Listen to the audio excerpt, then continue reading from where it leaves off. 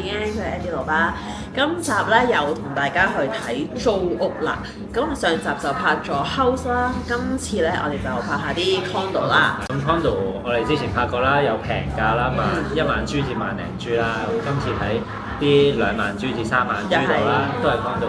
中價少少靚少少咯。如果你哋話想揾最平咧，就可能睇翻上一期條片啦。咁雖然嗰陣時係疫情左右啦，咁而家差唔多都係萬零。可能多貴啲啲咯，可能1000銖差唔多嘅，咁所以都可以作為一個參考。咁我哋都收集咗上次睇 house 一啲意見啦。咁我本身以為咧，好多人會中意個第一間咧，反而又唔係咁多人嫌太遠。係啦，嫌太遠喎。咁其實都講翻，如果喺清邁度生活咧，即係最好都係有車啦，或者有私人司機咯。即係你啲地方或者其實去餐廳啊，唔同嘅位置都好需要一架車先可以方便到靈活啲嘅生活啦。咁當然唔係話必然啦。咁所以同埋啲地方都真係散嘅。咁所以你話可能半個鐘係咪叫遠？即係可能呢度嘅生活區其實都係半個鐘，係啊，都差唔多嘅各個地方。咁嗰陣時我哋住將軍澳出去市區都要半個鐘啦，其實差唔多啫。所以睇你點睇啦。係啊，睇點睇啦。同埋有人話，我話俾人殺咗都唔知遠路。咁其實市區有啲地方都好靜嘅，咁就唔使咁驚，係唔使咁驚。因為有陣時可能直情0萬，可能行後2個路口都已經係好靜嘅，因為靜到完全冇人。你知道清邁即係一個好地大嘅地方啦，咁所以就我自己覺得可能住慣咗就真係冇咁大嘅擔憂嘅。咁當然明白未嚟過啊或者新手嘅朋友會有呢啲問題啦。咁好啦，唔緊要，我哋今集咧就集中講下 condo 啦，可能大家都會再關心多啲。而家即刻去睇啦！好啦，又到我聲音導航嘅時間啦。咁第一間要介紹嘅咧就係 Central 集團管理嘅屋苑。咁佢位置咧就直情喺 Central Festival， 即係上泰商場嘅私家路入邊。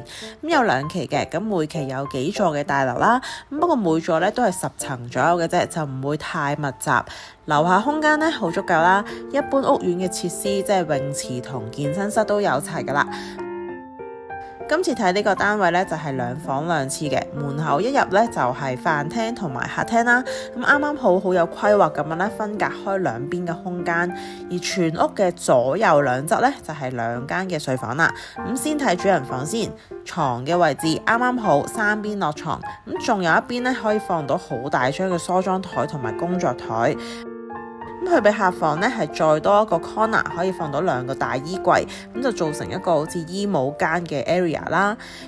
而主人套廁咧沖涼位就有玻璃分隔啦，做到乾濕分離，亦都有位置夠晒空間去儲物。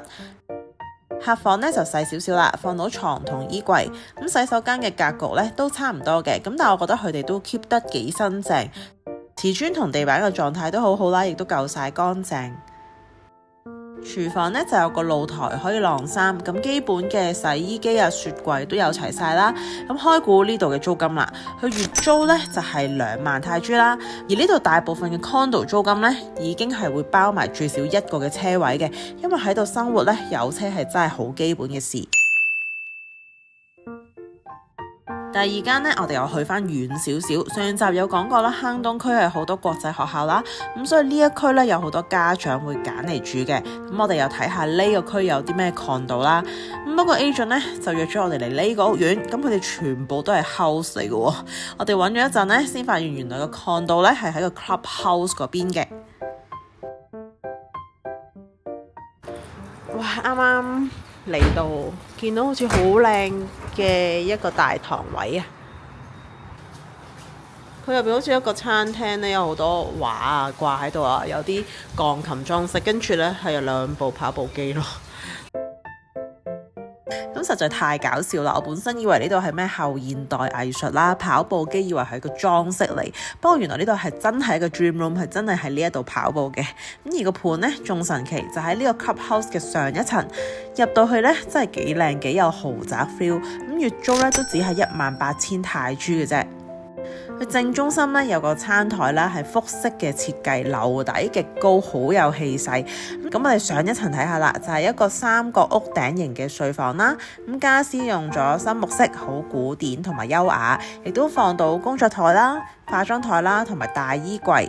咁喺呢個角度望過去呢，視野係好開揚嘅，仲要延伸出去 Clubhouse 嘅泳池啦，咁成個景觀都好舒服。不過又有少少覺得好似去咗學校嘅禮堂咁樣啊。我覺得呢度好似住緊酒店同埋大堂咯，住緊。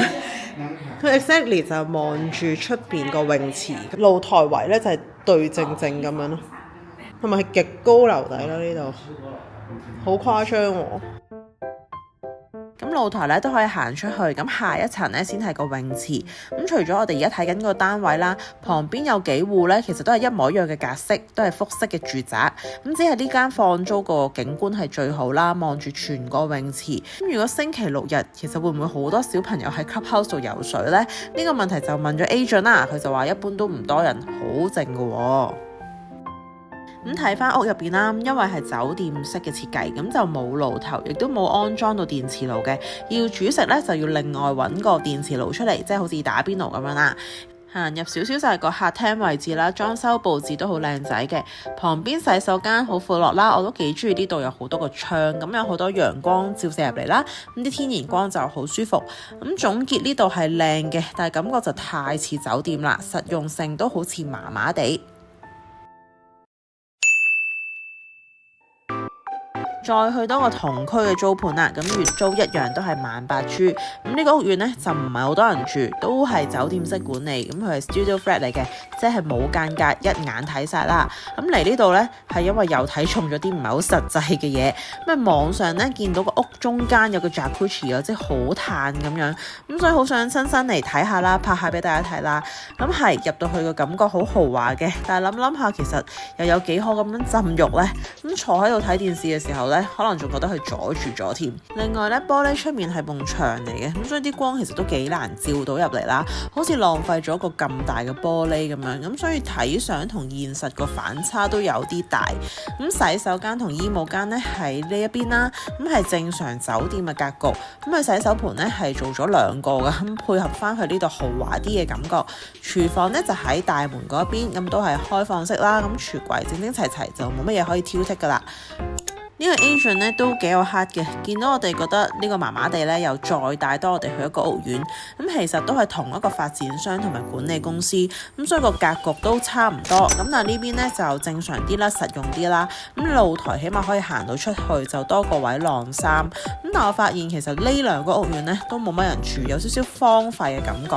其實我諗呢度遠啲啲呢個地區咧，真係好少人住 condo，因為呢度住 house 嘅人係真係普遍啲嘅。